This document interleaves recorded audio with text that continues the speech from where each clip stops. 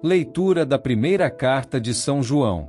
Caríssimos, amemo-nos uns aos outros, porque o amor vem de Deus e todo aquele que ama nasceu de Deus e conhece Deus. Quem não ama, não chegou a conhecer Deus, pois Deus é amor. Foi assim que o amor de Deus se manifestou entre nós. Deus enviou seu Filho único ao mundo, para que tenhamos vida por meio dele. Nisto consiste o amor. Não fomos nós que amamos a Deus, mas foi Ele que nos amou e enviou seu Filho como vítima de reparação pelos nossos pecados. Caríssimos, se Deus nos amou assim, nós também devemos amar-nos uns aos outros. Ninguém jamais viu a Deus.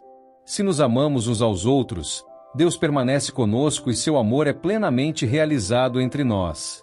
A prova de que permanecemos com Ele, e Ele conosco, é que Ele nos deu o seu Espírito. E nós vimos, e damos testemunho, que o Pai enviou seu Filho como Salvador do mundo. Todo aquele que proclama que Jesus é o Filho de Deus, Deus permanece com ele, e ele com Deus. E nós conhecemos o amor que Deus tem para conosco, e acreditamos nele. Deus é amor. Quem permanece no amor, permanece com Deus, e Deus permanece com ele. Palavra do Senhor. Graças a Deus.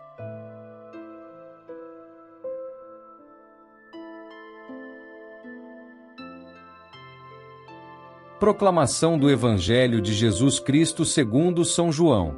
Glória a vós, Senhor. Naquele tempo, muitos judeus tinham vindo à casa de Marta e Maria para as consolar por causa do irmão.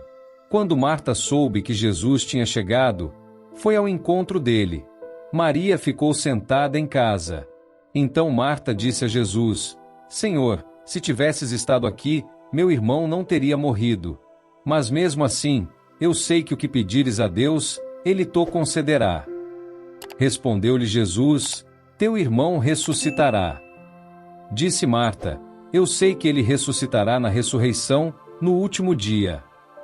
Então Jesus disse: Eu sou a ressurreição e a vida. Quem crê em mim, mesmo que morra, viverá. E todo aquele que vive e crê em mim, não morrerá jamais. Creis isto? Respondeu ela: Sim, Senhor, eu creio firmemente que tu és o Messias, o Filho de Deus, que devia vir ao mundo. Palavra da salvação. Glória a vós, Senhor.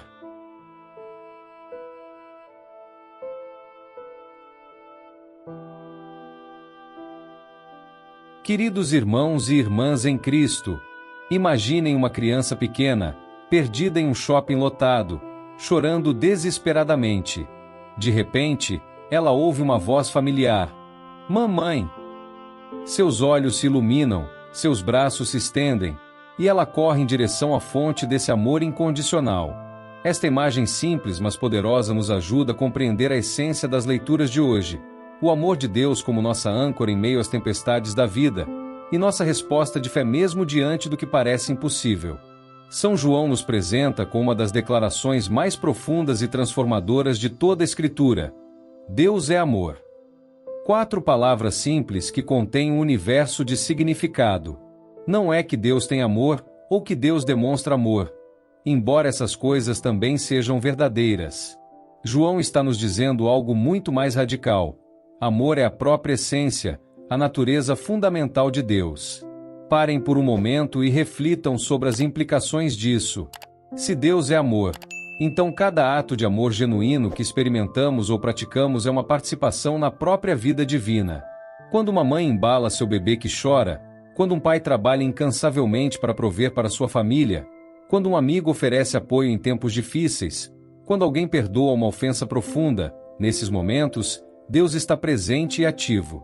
Mas João vai ainda mais longe. Nisto se manifestou o amor de Deus para conosco. Deus enviou seu Filho único ao mundo, para que vivamos por ele.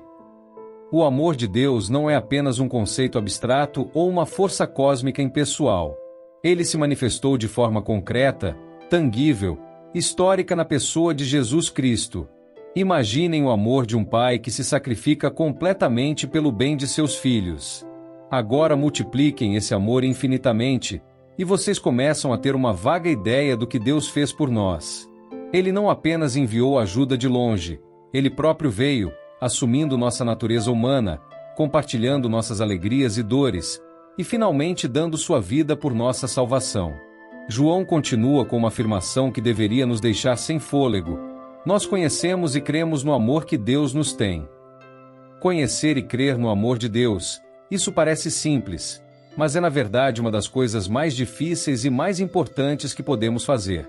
Porque quando realmente conhecemos e cremos no amor de Deus, tudo muda. Nossos medos começam a se dissipar porque sabemos que somos amados incondicionalmente. Nossa ansiedade sobre o futuro diminui porque confiamos em alguém que cuida de nós. Nossa necessidade de impressionar outros ou provar nosso valor se reduz porque nossa identidade está firmemente enraizada no amor divino. E então João nos dá a consequência inevitável: aquele que permanece no amor permanece em Deus, e Deus nele. O amor não é apenas algo que Deus tem ou faz, é o meio pelo qual permanecemos em união com Ele. Quando amamos genuinamente, estamos vivendo na própria presença de Deus. Mas como esse amor abstrato se torna real e tangível em nossas vidas? É aqui que nossa leitura do Evangelho ilumina a mensagem de João de uma forma profundamente comovente. Encontramos Marta em um dos momentos mais difíceis de sua vida. Seu irmão Lázaro está morto há 4 dias. Na cultura judaica da época, acreditava-se que a alma permanecia perto do corpo por 3 dias, mas depois disso, não havia mais esperança. Lázaro não estava apenas morto, estava muito morto segundo as crenças da época. Imaginem a dor, a angústia, o desespero que Marta deve ter sentido. Ela havia enviado palavra a Jesus quando Lázaro ficou doente, confiando que seu amigo viria imediatamente. Mas Jesus demorou. Chegou tarde demais, ou assim parecia. É neste contexto de dor profunda e aparente desesperança que Jesus faz uma das declarações mais audaciosas de todo o Novo Testamento: eu sou a ressurreição e a vida. Quem crê em mim, ainda que morra, viverá. E quem vive e crê em mim, jamais morrerá. Que afirmação extraordinária! Jesus não está apenas prometendo vida após a morte, embora isso também seja verdade. Ele está declarando que Ele próprio é a fonte da vida, a vitória sobre a morte, a resposta definitiva ao maior medo da humanidade. Mas a resposta de Marta é ainda mais notável. Diante da morte de seu irmão, confrontada com uma situação aparentemente sem esperança, ela faz uma das mais belas declarações de fé de toda a Escritura. Sim, Senhor, eu creio que Tu és o Cristo, o Filho de Deus, aquele que devia vir ao mundo. Esta não é uma fé abstrata ou teórica. É uma fé forjada no fogo da adversidade, testada pela dor, e ainda assim permanecendo firme. Marta não consegue ver como Jesus vai resolver sua situação, mas ela confia nele mesmo assim. Ela conhece e crê no amor que Jesus tem por ela e sua família. Meus queridos irmãos e irmãs, quantas vezes nos encontramos na posição de Marta, enfrentando situações que parecem impossíveis, chorando por sonhos que morreram, lidando com perdas que nos deixam devastados. Quantas vezes enviamos nossa mensagem a Jesus através da oração, esperando uma resposta imediata, apenas para descobrir que ele parece chegar tarde demais? É nesses momentos que as palavras de João se tornam não apenas teologia, mas tábua de salvação. Deus é amor. Mesmo quando não entendemos seus métodos ou seu tempo, podemos confiar em sua natureza. Mesmo quando nossas circunstâncias gritam o contrário, podemos descansar na verdade de que somos amados por aquele que é o próprio amor. Considerem por um momento as várias formas como experimentamos morte em nossas vidas. Talvez seja a morte literal de um ente querido, mas também pode ser a morte de um relacionamento, a morte de um sonho de carreira, a morte de expectativas sobre como nossa vida deveria ser. Pode ser a morte de nossa própria autoimagem, de nossa saúde, de nossa segurança financeira. Jesus se dirige a todas essas formas de morte com a mesma autoridade. Eu sou a ressurreição e a vida. Ele tem poder não apenas sobre a morte física, mas sobre todas as formas de morte e desesperança que enfrentamos. E assim como Marta, somos chamados a responder com fé, mesmo quando não conseguimos ver como nossa situação pode ser resolvida. Somos chamados a declarar: sim, Senhor, eu creio que Tu és o Cristo. Esta fé não nega a realidade de nossa dor, mas a coloca no contexto do amor infinito de Deus e de seu poder para trazer vida onde há morte. Mas nossa fé, como a de Marta, não é um fim em si mesma. É o meio pelo qual experimentamos o amor transformador de Deus. E uma vez que experimentamos esse amor, somos chamados a compartilhá-lo com outros. João nos lembra: se Deus nos amou assim, nós também devemos amar-nos uns aos outros. Nosso amor pelos outros não é apenas uma obrigação moral, é uma resposta natural ao amor que recebemos de Deus. É a forma como o amor divino flui através de nós para um mundo necessitado. Imaginem como seria se cada um de nós vivesse plenamente nesta realidade. Se víssemos cada pessoa que encontramos como alguém amado por Deus, alguém por quem Cristo morreu. Se respondêssemos às crises de nossa vida com a mesma fé confiante de Marta.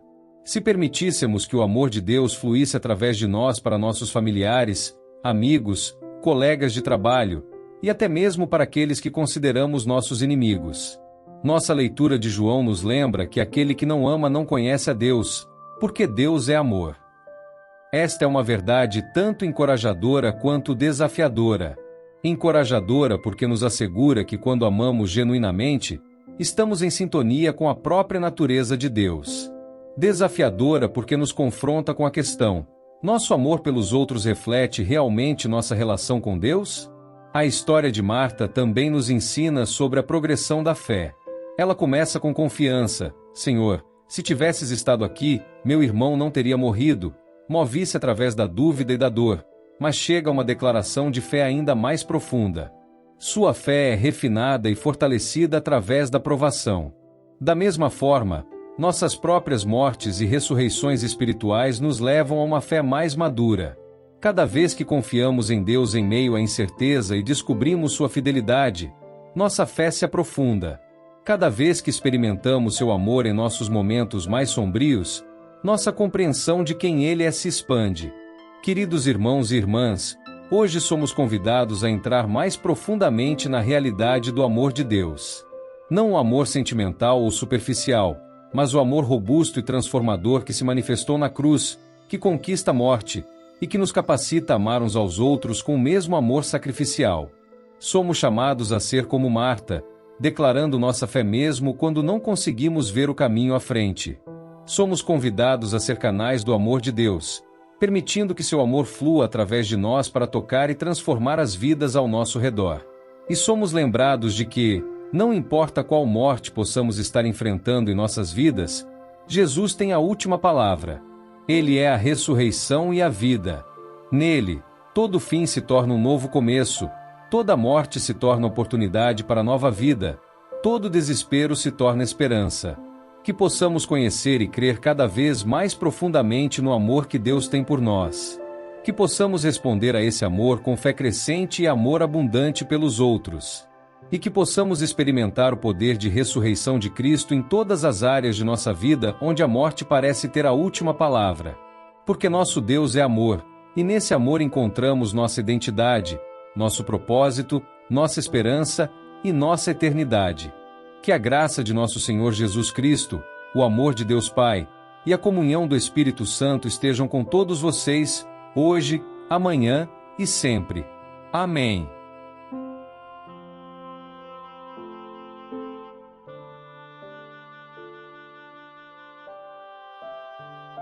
São Miguel Arcanjo, defendei-nos no combate. Sede o nosso refúgio contra as maldades e ciladas do demônio. Ordene-lhe Deus, instantemente o pedimos, e vós, príncipe da milícia celeste, pela virtude divina, precipitai no inferno a Satanás e aos outros espíritos malignos que andam pelo mundo para perder as almas. Amém.